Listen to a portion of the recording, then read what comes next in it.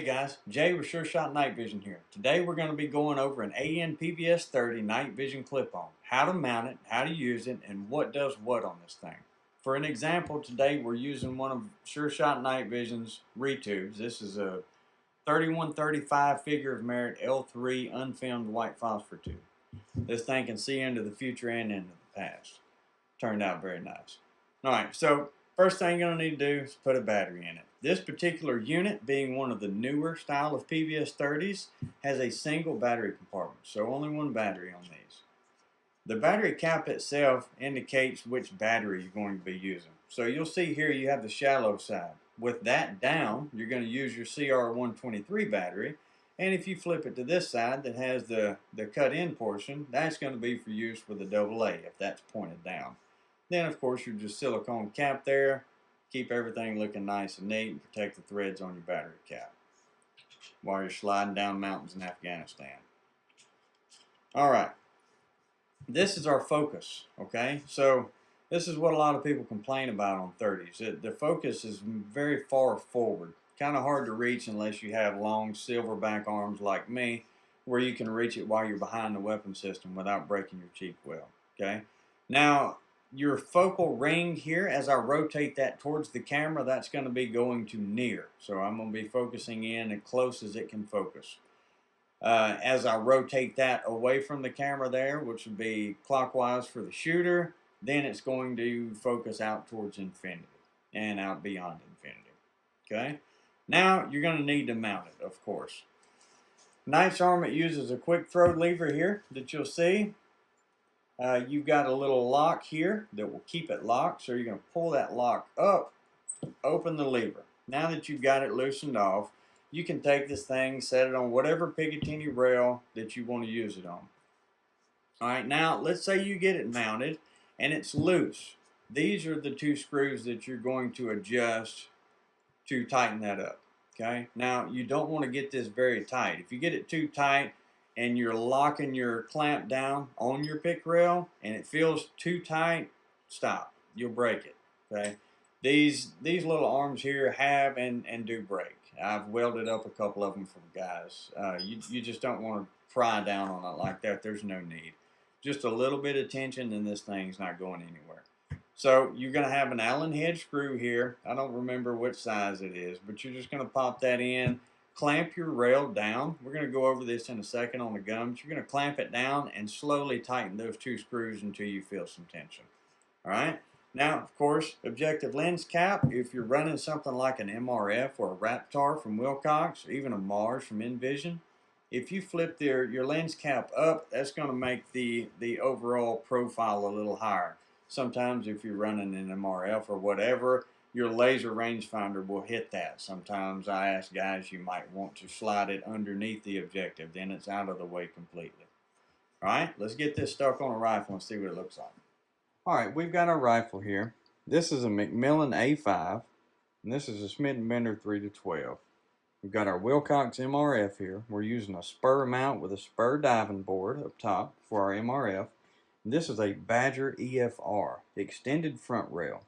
And this is going to go in something like a Manners or a Macmillan stock. It's going to have to be embedded by a gunsmith. A good one. You don't want it off sideways. Alright, so we've got our PVS-30 here. Our PVS-30. We're going to open up our throw lever and we're going to get this thing in front of our day optic. Okay, our distance here. A lot of people ask me about distance. How close does it need to be to my day optic? How far does it need to be? The truth about it is, it don't matter. That's the beauty of this clip-on. And several other long-range clip-ons is it doesn't matter. If you've got it here, cool. If you've got it here, cool. It doesn't matter. If it's up here, that's cool too. As long as you can see through it, you're fine. Alright, now we're going to flip that throw lever. You'll hear the click from your little arm right here. Then you know you're locked in. Again, if it's tight, just loosen the two Allen head screws over here. Just don't force it. It will break. Okay, now our lens cap. You'll see here what I was saying about our Wilcox MRF. It's not really going to be a problem on here. Something like a PVS-27, it definitely is an issue, okay? So we take our lens cap, flip it up. You'll see that our alignment of our laser here is not going to impact this. So we're going to be fine to flip that up top. On a PVS-27, you definitely want to go below the objective lens if possible on your weapon platform. That way it's out of the way. No lasers hitting that, okay? Now, here you'll see that on a PVS-30, we have enough room right here to basically mount whatever we want. The PVS-30 gives us that small, low-profile fit over our barrel where our PVS-27 is much bulkier and fatter. So on this particular setup here, we're able to take something like an LA5. So this is an LA5. We're going to take it and just finger tighten it here just for example. We can run an LA5 Bravo beside our PVS-30, no problem. You got plenty of room for it. However, a PVS-27 mounted on the side of a Badger EFR is going to cause some problems. You can't really get a PEC 15 style laser mounted next to it because of the girth of the thing. Alright, now we went over our distance here. Something else you'll notice, and this is specifically like this for this video. Okay, you're going to see two things here.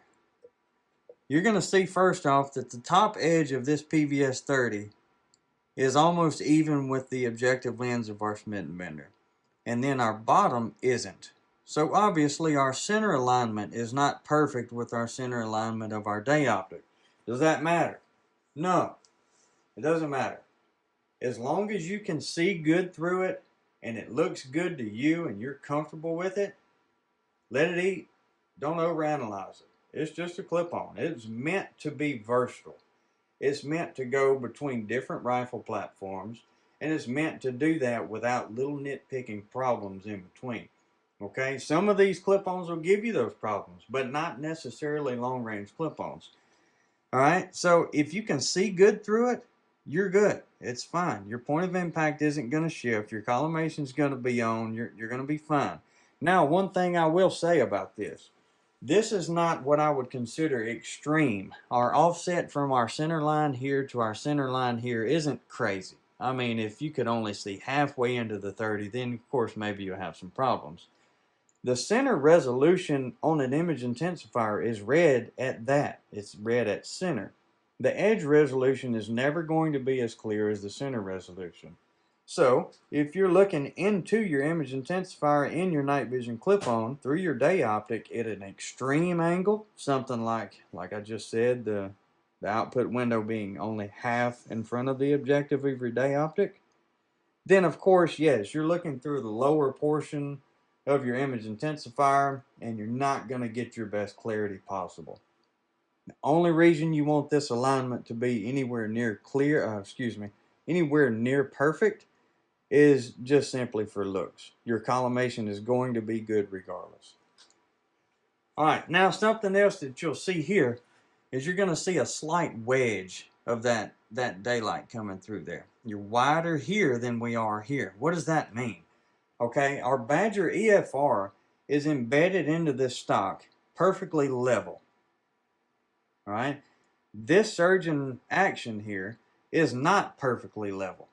The surgeon actions, this one here specifically, has a 25 MOA cant to it, meaning that the back of our rail back here is thicker than the front of our rail up here, in turn leaning our scope forward slightly so we have more elevation from our 0 point so we can shoot farther. Okay, there's lots of Remington actions that use, just say for instance, a Night Force or a Badger Picatinny rail base that's going to be either a standard 0 MOA, some of them 20, 25. I've seen some of them up in the 40s.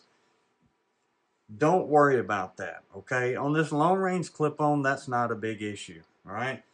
Clearly, mine isn't right. I shoot with night vision clip-ons just about every single day, whether I want to or not. It's not going to cause you any problems. This does not need to be specifically put in, the Badger EFR specifically doesn't need to be put in at a 25 MOA cant to match your action. So if anybody says that it does, they're definitely wrong. They're misspeaking, because that's not going to cause you any issues whatsoever. All right. Now, one of the biggest things that I can tell you guys for putting night vision clip-ons on your rifle, setting your focus and getting everything right, is this right here. This is your parallax adjustment. All right. Now your parallax adjustment has to be set on infinity. That is where your prism in your PVS-30 or whatever clip-on is set to. Your prism has to be set to infinity. So let's say, for instance, you get in a clip-on from X manufacturer and you put everything on your rifle, you're going to shoot, and you start moving your parallax adjustment and you find out that, man, it really just looks clearer if I set it on 300 meters. Okay, that's fine. I understand that. But that's a bad thing. Why is that bad? If you find that your parallax adjustment being on anything other than infinity makes your optic clearer, that means that your prism is out of focus. All right. Now, if your prism is out of focus, it may look fine on 3x on this 3 to 12 Smith & Bender. It may look good on 8x. But once we start reaching higher magnification levels is when you're going to start running into some severe blurriness. And that is because the focus is out on your prism. So your parallax isn't matching up with your prism. All right. So if we're getting ready in the cabin, getting ready to go out and shoot some hogs or whatever, go shoot steel targets, put your clip on, the first thing you need to do is turn that until it hits. Then you know you're... Another thing we'll talk about here is our light shade. You're going to need a light shade at some point to slide over between your objective and the output window of your clip-on. And that's going to be to block out any other source of lighting that could come in at an angle and give you some lens glare there.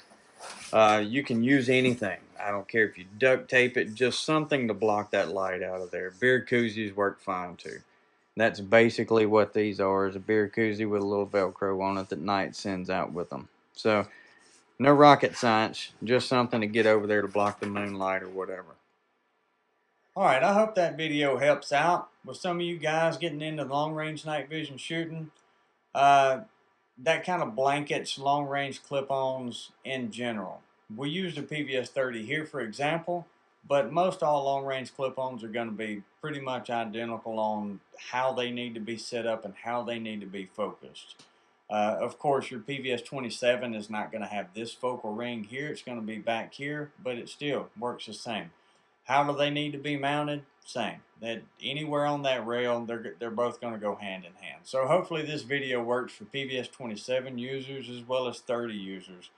And if y'all can think of any other comments that you got, any questions, any specific lasers, you're wondering about this other night vision rail. Will a Mears rail work? Will a Mars rail work? Will it work with magnums? Any questions that you can think of, please let me know. I'd love to address it. I'll make a video on it.